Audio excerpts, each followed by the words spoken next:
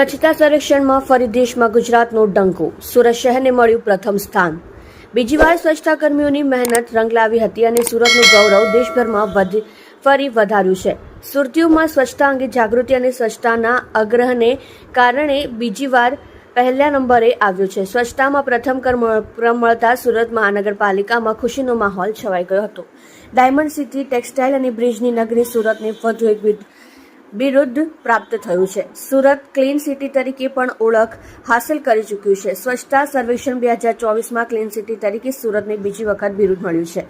સુરતને દેશમાં બીજી વાર સ્વચ્છતા સર્વેક્ષણમાં પ્રથમ ક્રમાંક મળ્યો છે. સ્વચ્છતામાં પ્રથમ ક્રમ મળતા સુરત મહાનગરપાલિકામાં ખુશીનો માહોલ છવાઈ ગયો હતો. સ્વચ્છતાના આગ્રહને કારણે બીજી વાર પહેલા નંબરે આવ્યો. બીજી વાર સ્વચ્છતા કર્મીઓની મહેનત રંગ લાવી હતી અને સુરતનું ગૌરવ દેશભરમાં ફરી વધાર્યું છે. સુરતીઓમાં સ્વચ્છતા અંગે જાગૃતિ અને સ્વચ્છતાના આગ્રહને કારણે બીજી વાર પહેલા નંબરે આવ્યો. રિપોર્ટર SL સૈયદ સાથે કેમેરામેન સંદીપભાઈ બોરસે. તમે જોઈ રહ્યા છો live India today news channel. Surat શહેર સમગ્ર ભારત દેશમાં સ્વચ્છ વાયુ સર્વેક્ષણ 2024માં પ્રથમ ક્રમે આવ્યું છે. ભારતના યશસ્વી પ્રધાનમંત્રી શ્રી નરેન્દ્રભાઈ મોદી સાહેબના નેતૃત્વ હેઠળ અને ગુજરાતના માનનીય મુખ્યમંત્રી શ્રી ભૂપેન્દ્રભાઈ પટેલ સાહેબના માર્ગદર્શન હેઠળ સુરત શહેરને આ સિદ્ધિ મળેલ છે.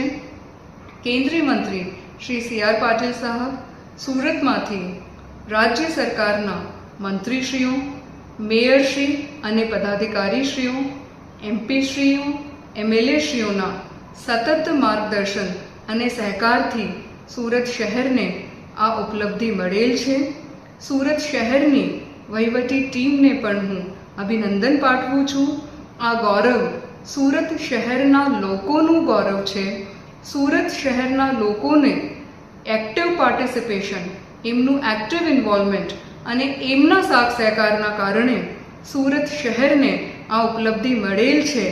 એટલે સુરત શહેર જ્યારે સમગ્ર ભારત દેશમાં પ્રથમ ક્રમે આવ્યું છે ત્યારે સુરત શહેરના લોકોને હું ખૂબ ખૂબ હાર્દિક અભિનંદન પાઠવું છું, ખૂબ હાર્દિક શુભેચ્છાઓ પાઠવું છું અને સાથે આપનું હું હાર્દિક આભાર પણ માનું છું કે આપના સહકારના કારણે સુરત શહેરને આ સિદ્ધિ મળેલ છે.